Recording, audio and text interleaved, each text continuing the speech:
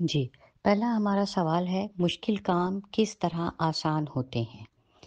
ہم نے نظم میں پڑھا نا کہ قطرے نے ایک مشکل کام کیا کہ کوئی جانے کی ہمت نہیں کر رہا تھا لیکن اس نے ہمت کی۔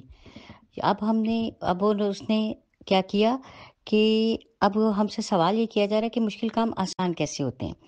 تو جب ہم کسی بھی مشکل کام کو آسان کرنے کے لیے ہم نے پہلے سوچنا سمجھنا ہوتا ہے، سوچ سمجھ کر کام کرتے ہیں، پھر اس کام کو کرنے کے لیے ہم اس کی مکمل ایک منصوبہ بندی کرتے ہیں جس کو کہتے ہیں پلاننگ کرنا، مکمل منصوبہ بندی کرتے ہیں اور پھر اس کے اور اس طرح اور ان دونوں چیزوں سے پہلے اگر ہمارے پاس انسان میں جو ہمت لگن اور جوش اور جذبہ ہو کسی کو کام کرنے کا تو ہمارا ہر مشکل سے مشکل کام بھی آسان ہو سکتا ہے۔ تو یعنی کہ ہمارے پاس 3 باتیں ہیں۔ پہلے یہ بات کہ جی ہمیں سوچ سمجھ کے کام کرنا چاہیے، دوسری بات یہ ہے کہ ہمیں مکمل منصوبہ بندی کرنی چاہیے کسی کام کو کرنے کے لیے اور ان دونوں چیزوں کو اور یہ دونوں چیزوں سے پہلے جو بات آتی ہے وہ یہ آتی ہے کہ ہم میں کسی بھی کام کرنے کی ہمت اور جوش و جذبہ ہونا چاہیے، ہم میں لگن ہونی چاہیے کہ ہم نے یہ کام کرنا ہے، تو ہم پھر وہ کام کر لیتے ہیں۔ ٹھیک ہے جی؟ جی، اگلا سوال ہمارا یہ ہے کہ اس نظم سے ہمیں کیا سبق ملا اور کیا نصیحت کی گئی ہے ہمیں؟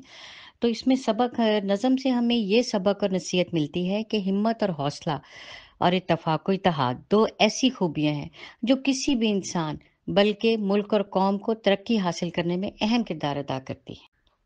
جن میں یہ خوبیاں ہوتی ہیں وہ انسان بھی ترقی کرتا ہے اور وہ ملک اور وہ قومیں بھی ترقی کرتی ہیں۔ ٹھیک ہے جی، آگے چلتے ہیں۔ جی، اب ہے ہمارا اگلا سوال آپس کے اتفاق و اتحاد سے کسی بھی ملک و قوم کو کیا فوائد مل سکتے ہیں؟ فوائد جمع ہے فائدے کی، ٹھیک ہے؟ چونکہ ہمیں ایک سے زیادہ فائدے ہوتے ہیں اس لیے میں نے یہاں پہ لفظ فوائد استعمال کیا۔ تو آپس کی اتفاق و اتحاد سے سب سے پہلے ہمارا ملک پرامن ملک ہو جائے گا، کوئی بھی ملک ہو وہ ایک پرامن ملک ہوگا۔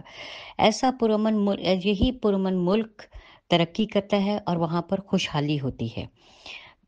اور ایک قوم کی حیثیت سے وہ ایک مضبوط قوم بن جاتی ہے اور جب وہ ایک مضبوط قوم بن جاتی ہے تو پھر اس قوم کے اوپر کوئی میلی نظر نہیں ڈال سکتا، اس ملک پر، اس قوم پر، کسی انسان پہ آپس کے اتفاق سے دوسرا ان کا کوئی دشمن ان کے قریب نہیں آ سکتا، ان پہ کوئی میلی نظر نہیں ڈال سکتا۔ ٹھیک ہے بچوں، مجھے امید ہے کہ جو کچھ میں نے سمجھایا ہے آپ اس کو ان جوابات کو اچھی طرح سے سوچ سمجھ کے لکھیں گے۔ میں نے پوائنٹس بھی ساتھ میں لکھ دیے، ان پوائنٹس کو ساتھ لکھ کے ان پوائنٹس کو دیکھیے سمجھیے اور اس کے مطابق جملے بنا کر لکھیے۔ بہت شکریہ، اللہ حافظ۔